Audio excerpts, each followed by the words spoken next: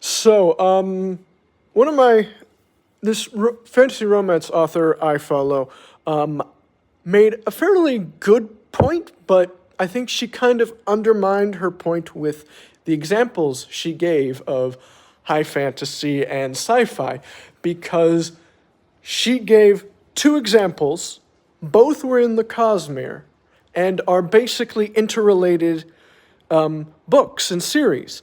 So I think because while there are definitely aspects, there are fantasy books that and series that if you suddenly introduce sci-fi elements, readers are going to be like, "What the heck?" And vice versa.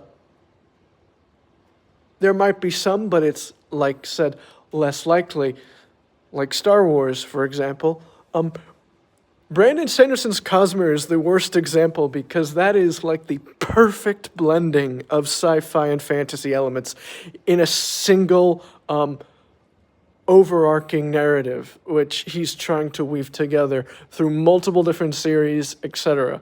So, like, I really respect it, but like, come on, that is the worst example to give Brandon, especially because the Stormlight Archive is his blending of sci-fi and fantasy.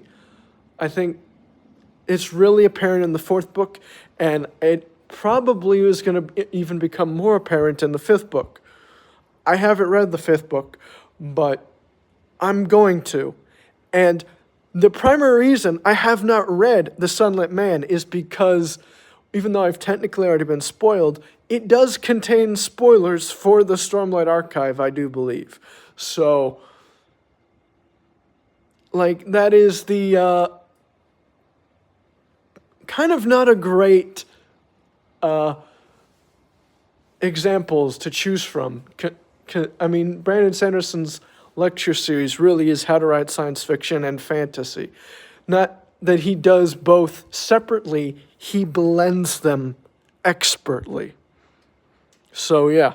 I would have preferred her to say, like, this is that Brandon Sanderson is the exception because he knows how to blend them, and when in truth did ruffle some feathers, but he generally knows how to avoid readers getting kind of angry at the blending of science fiction and fantasy in high fantasy series, etc. Yeah, that's it.